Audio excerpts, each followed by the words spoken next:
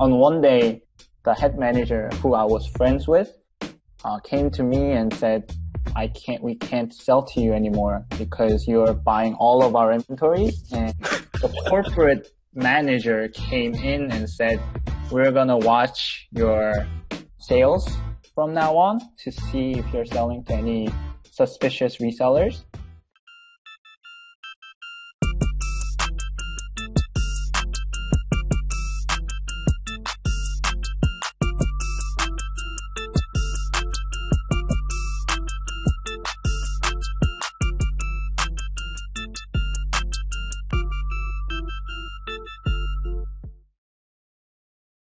What's going on, everybody? Steve Raiken here. Welcome to episode number 13 of the Raiken Profit Show. Today we have a special guest, Sangmin, who's going to be talking to us about his Amazon FBA business. Now, Sang, he had started off thrifting. He had moved on to retail arbitrage, and he may look familiar to you because he's been on my channel previously, but now he's going heavy into online arbitrage, which is a very interesting business model. And he's getting ready to launch his first private label product. So I want to welcome you to the show, Sang. How are you, and what's new, man?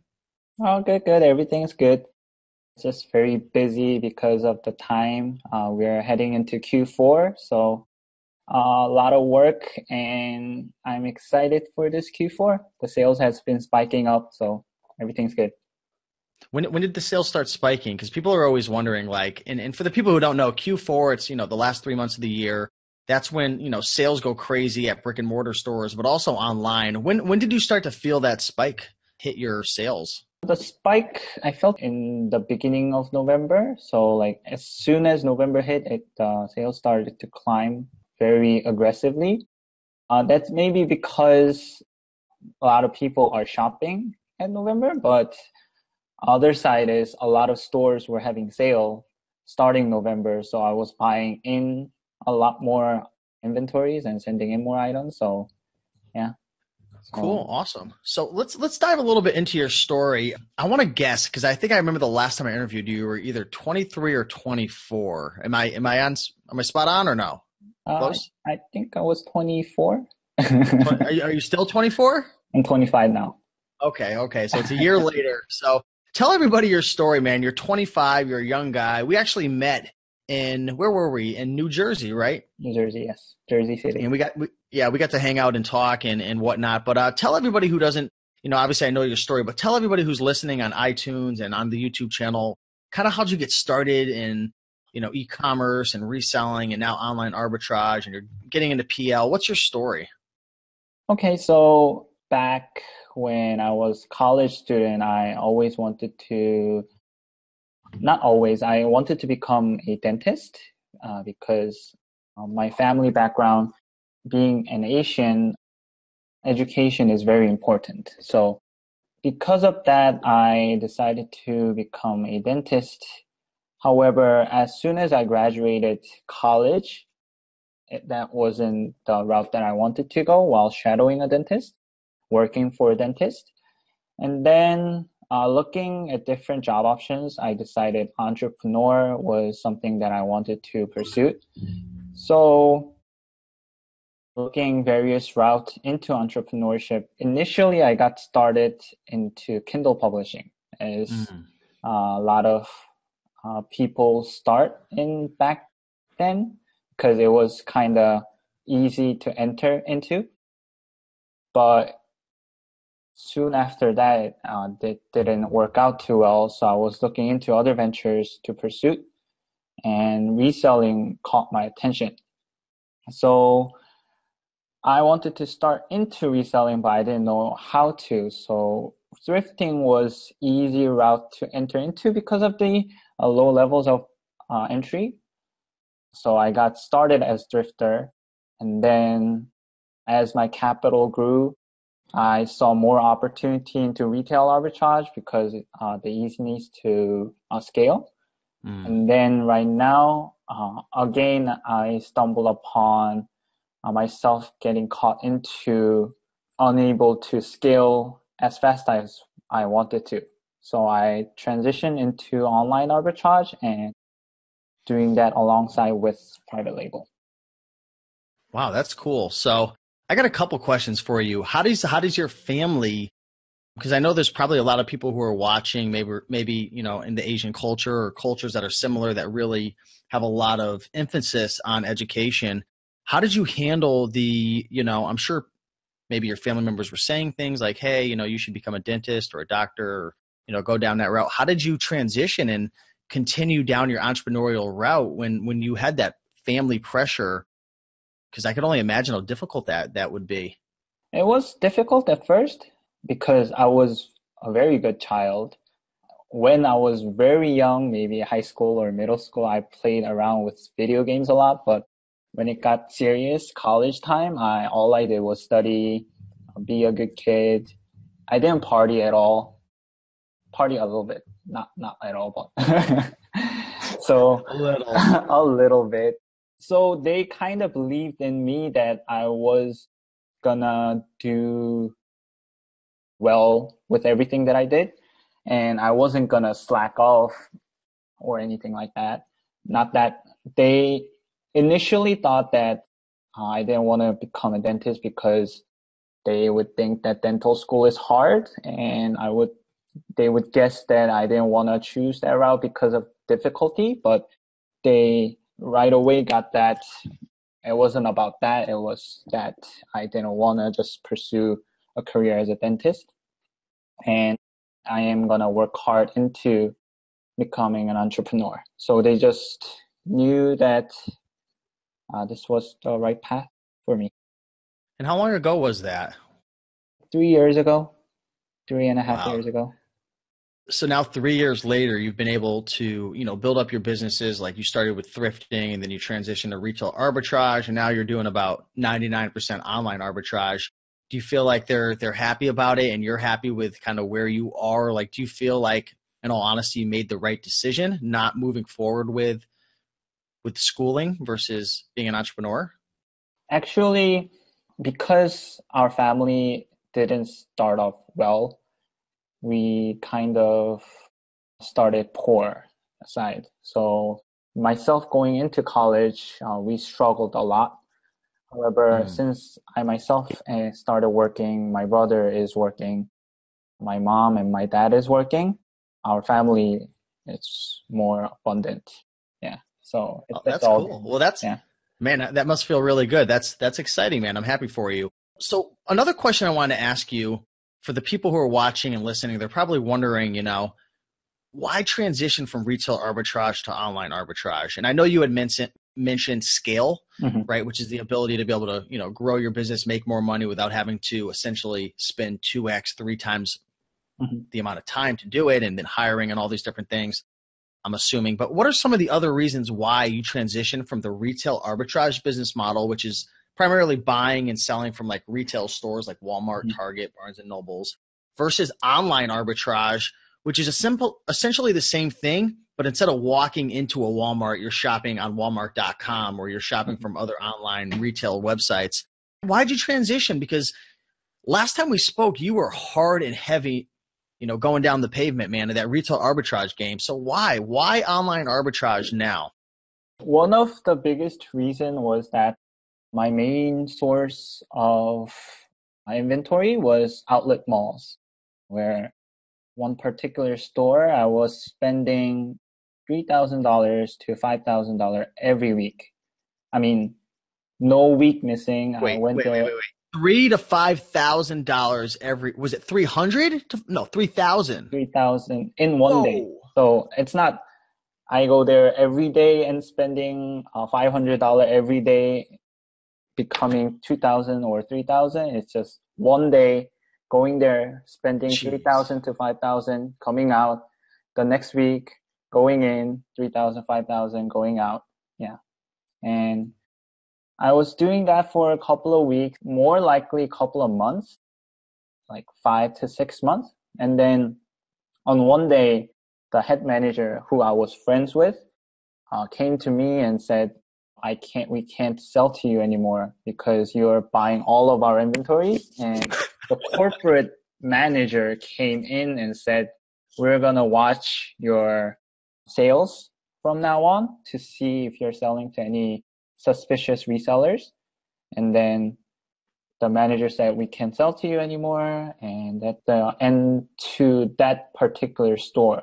So after that, I continued to shop at retail stores, but being methodical and analytical person that I am, I try to look at other routes to source inventory.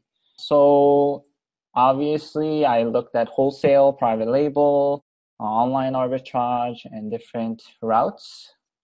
But having the capital that I have, online arbitrage made more sense. So I started that route, and then that's how I got into it. So one of the hardest parts to starting a new business, or maybe just kind of adjusting, going down a different path, like you were in the e-commerce space, thrifting and retail arbitrage, but you kind of just you took a different angle, right? And you went with the online arbitrage. One of the hardest parts I've noticed is just getting started and just starting that new business model. So can you kind of talk about how you ended that retail arbitrage? Because I know it's hard. Like you're on a high, you know the business and everything, but you saw that it didn't really have a bright future in terms of what you were doing with outlets. How did you transition over to online arbitrage, and like how did you learn how to do it? And maybe just talk about like making those first sales, because I feel like that's like that gap, just like, okay, I just left RA and went to OA. Like how did that happen? Leaving RA and going into OA, I don't think that's too big of a transition, because a lot of it is the same. I scan every item within the website. Before, I was scanning every item within the outlet mall or the retail store. It's just that right now I just do the same thing, but online. And those aspects are the same. Watching the data is the same. Many of the aspects are the same, so it wasn't too much of a difficult choice to transition into. But one of the aspects that I really liked, which grabbed me into online arbitrage, was that I don't have a big car. So I can't carry a whole lot of inventory when coming from one place to my home, which is my home office. But if I buy 99 quantity of, let's say, coffee maker, I can't carry all 99 quantity addition to other inventories that particular day. But now UPS, FedEx, or USPS does it for me. So that's good. Hey, man, you're breaking UPS's back, man. 99 coffee makers, man. Nobody needs that much caffeine in their life. So you go onto these websites. Let's just use Walmart.com as an example. Do you literally go on and just start surfing through the various categories? Because, with the retail arbitrage in the physical sense, people are looking for like the clearance centers, the clearance aisles, or they're looking for like rare items. What's your approach to it? Let's just talk manual now. I'm not sure if you're doing any automated, searches through like tactical arbitrage, which we can talk about after, but kind of like what's your process in terms of how you're finding these deals? Because that's the part that I was wondering. Like I understand like analyzing the numbers and sales ranks and like checking your back end of Amazon and different things like that are very similar, but how are you actually finding these deals once you get onto Walmart.com? We're just going to use that as an example. Like I said, like how are you actually doing it? How are you combing through the website? So there are, obviously, if you want to have one particular sourcing metric as your main source of inventory, you need to have various tools in order for you to maximize your time. So there are various websites that I use for deals, such as Fat Wallet, various Facebook websites, Slick Deals, and oot.com was one, and then within various websites, they offer pages for deals particular. So like Walmart clearance sections, Amazon movers and shakers, Keepa movers and shakers, Newegg deal of the day, and stuff like that. So I have all of those bookmarked, so I could just easily go in and check. And also, I like to do it manually one by one, but if, let's say, Toys R Us sends us an email saying that they have a big sale going on for 6 hours, for various types of categories, then I'll just run tactical arbitrage to scan all the items within my criteria in order to maximize the time that I input. But typically like to do it manually because even with the tactical arbitrage, I miss some items within here and there. So I don't like to miss some items because sometimes it's one item that makes or breaks the day. So yeah. Are you always using those websites to save money on items? Like, is it very rare that you find a deal that you're not able to buy like without coupons, or are there ever sweet deals that you can buy full price, no coupons? There are, because Amazon runs out of stock a lot. So one thing that I do is I look at Keepa charts always. It's one skill that I think that every Amazon seller should learn. Keepa chart or camel. I think it's the same, but I like Keepa. So if I see Amazon has been in stock for a very long time, and then it suddenly went out of stock, and then the price shoot up tremendously, then I wouldn't buy that stock because I wouldn't buy that inventory because I would suspect, of course, it's just assumption. It could be wrong. I could be wrong. I could be right. But if I buy that item, let's say newegg.com, and it arrives in 2 days later, and I ship out with the transit transferring for fulfillment centers, it'll take about a week or a week and a half. And then by that time, Amazon could have gone back in stock. So I typically wouldn't buy full retail price if Amazon just ran out of stock. But if Amazon was never in stock and the price is high, such as like hot holiday toys, then I would gladly buy at a whole retail price. Now, you had mentioned using a software that I'm familiar with. It's called Tactical Arbitrage, and you had mentioned running it in the background to scan items for you and kind of browse through different products. Can you tell and explain to people what is Tactical Arbitrage? Would you recommend it, and how does it benefit you in your online arbitrage Amazon business? Tactical arbitrage is basically to allow sellers to scan the entire website with ease. I don't know how people are familiar with Online Arbitrage X, OAX was it? Yeah, OAX-Ray, yep. OAX-Ray and other scanning softwares, but it just allows you to scan the whole page of the website very quickly within the specific parameters that you give to the software. So, for example, if I were to scan a particular page, then if I just run the software, it will just scan the entire page within seconds, and it will give you all the list of items that you set within your parameter. But I would definitely recommend it to every Amazon sellers, but not as your main source of tool. Because as I mentioned, I like to do it manually because it's that one or two items that make or break your day. It's just that sometimes it's a good tools to have. If, like I mentioned, if you're very short on time and then you need to scan quickly as possible in order to maximize your time, then I would highly suggest it. So speaking of time, Sang, how much time do you spend on a weekly basis? Are you sourcing and scanning through, websites manually and using tactical arbitrage every day? And if so, what's your weekly routine? How much time would you say you're generally spending, sourcing these online deals? You mean sourcing and packing or just sourcing? I would just say, let's just talk sourcing now. Either you're analyzing the tactical arbitrage, or having it run in the background, or you're just going through websites manually doing your thing. Like how many hours per week would you say, to kind of build some context for this show? I work 6 days a week, and I typically source from 6:30 a.m. to 11, so like five hours and a half, and then I have 1 hour and a half addition to that, so 7 hours of sourcing. Do you have like music playing in the background, like drinking coffee or doing whatever you're doing? Like, or are you like 100% focused, like no distractions? Like, what kind of environment is that when you're going through scanning and analyzing deals? This is just me. I guess a lot of people have their own way, but I like to focus 100%.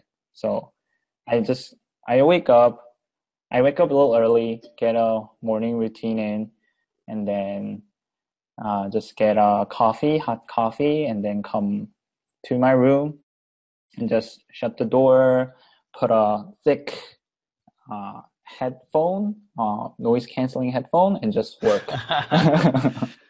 Dude, what a horrible life, man. You get a cup of coffee, go into your room. Do you have to fight traffic or do you have to clock in or clock out? Or what does your boss have to say about you when you're doing online It's arbitrage? horrible. I had to walk down and get a coffee mug and pour coffee, and I had to Oh, man. walk up.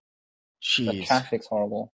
2017, man, the internet opening up so many opportunities. It's absolutely crazy. So hopefully you guys are enjoying this video and the podcast so far. This is a lot of fun.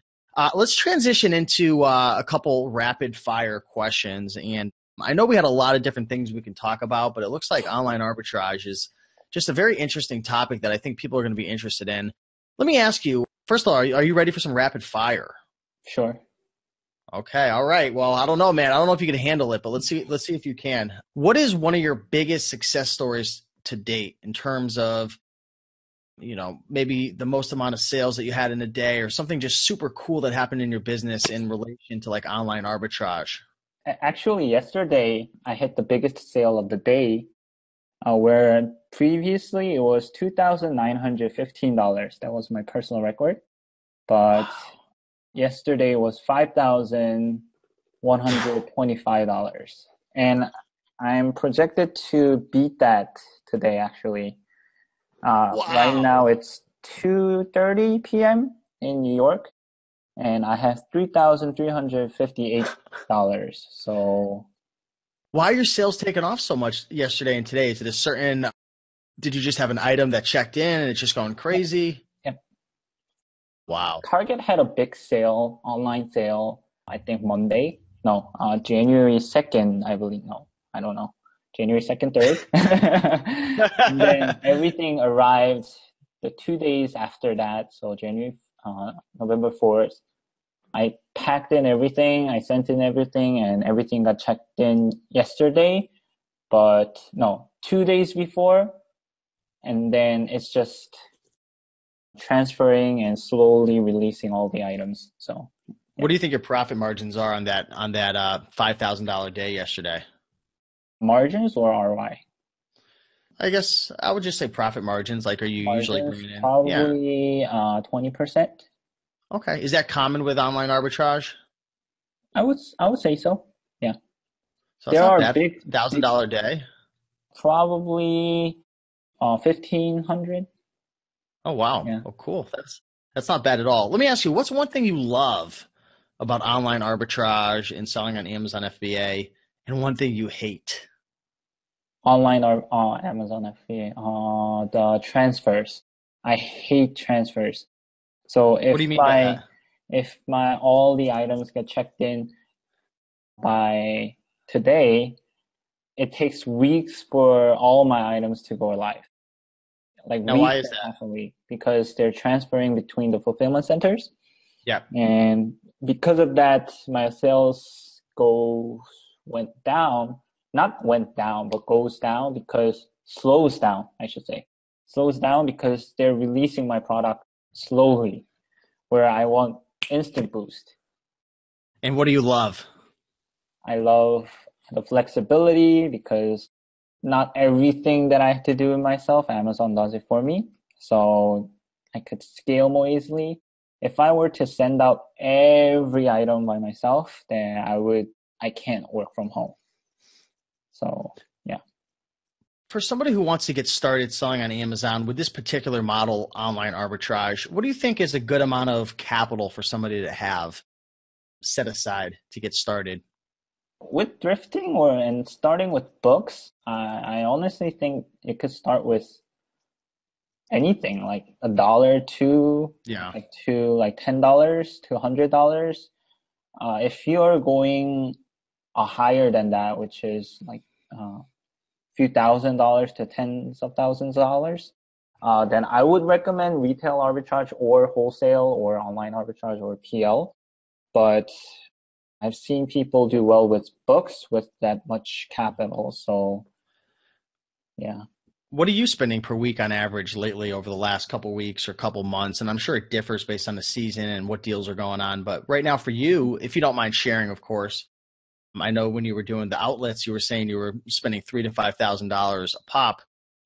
Are you spending more money with the OA? Much more. Really? Because it's holiday season. I Mm. want to maximize the deals that goes live. So it was a special day on November 2nd or 3rd, whichever the day that Target had sale. But that particular day, that one day, I spent $12,000. No, for 2 days. Jeez. No, one day. Yeah, that was one day. No, 2 days. Yes, 2 days. Sorry. For 2 days, I spent $1,200. No, 12,000. You spent $1 million, man. I spent a lot of money on those 2 days. Let me ask you, is online arbitrage for everybody? Who's Nope. who's this business for and who's this business not for? I would say retail arbitrage is for everybody. I myself am an introverted person, so I do like to meet people, greet people, and talk to people, but not as much as a person who is extroverted. So I've taught online arbitrage to many different Amazon sellers, and it's not for them because you're very guarded. So you're very alone. You're home alone working, or you're at your office working. But then they do well with retail arbitrage because they talk to different cashiers, sales clerk, managers, many different people. So the social aspect is there, not 100%, but it's there. So they do well with retail, but online it's more solo. Let me see if I could get you on this one. It's always my goal. I love to stump my guests. I'm so kind, I can't help it. Go. Let me biggest mistake you've ever made in your Amazon business. Biggest mistake, not keeping in track of everything. So let me explain. So when I did, one of the reason I left retail arbitrage almost completely is because I don't have a sourcer or designated packer, right? So because of that, I had to do everything by myself, and I was running to different retail stores and coming back, keeping track of my items, and then seeing how much I spent, and then packing, and then sending it out to Amazon. That was my whole day. I couldn't do anything else. But then when I transitioned to OA, I could actually record what I bought with the margins that I recorded. And then I could keep in track of everything and how I spent money, how much I spent money, what was mistake of that day, what did I think of this particular item. So I could record everything and every thought that I had. So I could look back and see why I made that mistake and learn from it. So if I were to do it again from the beginning, then I would just start being methodical from retail arbitrage, because I made a lot of mistakes and I just ignored it because I wasn't looking back. Yeah. Do you utilize any prep centers at all in your online arbitrage business? Why not? It hasn't been too long that I transitioned to 100% online arbitrage, so I didn't have enough time into looking into prep centers, and I didn't want to introduce it this Q4 because if something doesn't work out, then it will be a whole mess. and I didn't Right. want to make that mistake. Yeah. What are your thoughts on the future of online arbitrage in general? Do you think this opportunity is going to continue to grow over the next couple years, 2, 3, 4, 5 years? Because I see a lot of people, utilizing, softwares like OA X-ray or tactical arbitrage and whatnot. What are your thoughts on the long-term growth? And then to go a step further, actually, no, I'm going to let you answer that, and then I'm gonna come with part two. Okay. Too So excited. I don't think it's a long term by any means. Oh, really? Yes, because maybe 2 to 4 years, 5 years. I don't think that's a long term, but I for 2 to 5 years, I think it's 100%. It's a good business model to pursue. Even as a beginner or someone who has a full time and doesn't do anything at work and spends a lot of time just looking at the internet, I think it's a good business model to pursue because I don't see Amazon restricting all the brands in anytime soon, maybe a year or 2 or 5, but I see it happening. So maybe, I don't know, I don't want to make predictions, but maybe 2 years, 5 years, I don't know, but I am quite sure that it's going to happen where unless you're a wholesaler or private labeler, you wouldn't be able to sell other people's product. So what's your next move? Because one thing I know about you saying is with that statement right there, I could almost guarantee that you have something that you're working on as that plan B, as that transition from, how you transition from like thrifting to RA, then RA to OA. What's your next move after OA? What's your long game? Because, based on just our conversation and what I know about you, you want to continue to grow businesses and be an entrepreneur and work for yourself and have the freedom. So what's your next move, while you're doing this OA? Is there anything else that you want to build up or get into? My next move is private label and building a brand. I am now currently in the process of launching my first private label product, and Nice. most likely next month or next beginning of next year. And my goal is to stick to one brand and one brand only, and then just grow that brand as much as possible with various products, and then we'll see from there.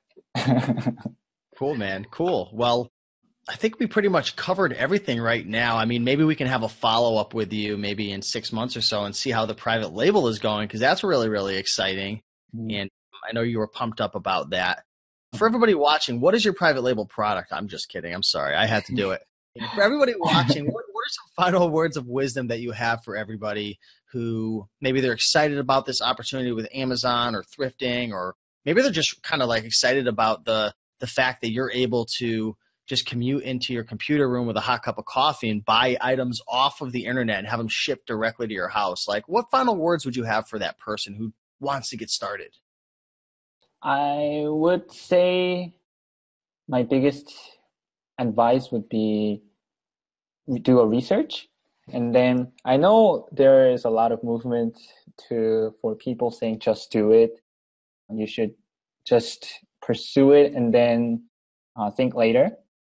But then I would say spend a little bit time researching though.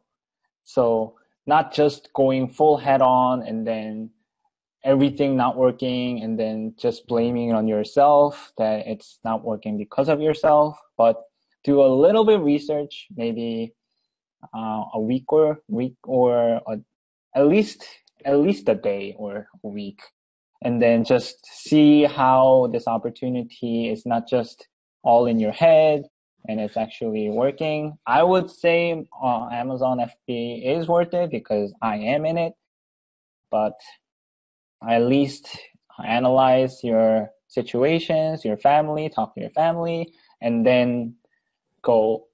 If you're in it, then be full in it. Yeah. Awesome. I love it. I forgot to mention as well, if you guys want to follow Sang and his journey and Just stay up to date with what he's up to and all the crazy fun things he's doing in his life. He has an Instagram, which is Sangmin. I'm going to link that up down below. And also he has a website, sangminson.com as well, with some cool blog posts and whatnot over there. And maybe we can get him to put out a couple more posts for us. But it's been a lot of fun. You know, I was really excited when you accepted to come on the show because I knew you would bring the fire, and you did. So, hey, thank you so much for coming on. Maybe again, you know, in 6 months or so, we can have you back on to talk about private label and how it's going. And you can tell us your ASIN and everything and just reveal everything to us.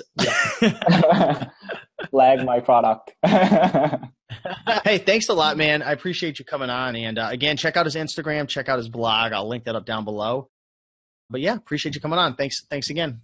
Thank you very much. It was fun. Thank you.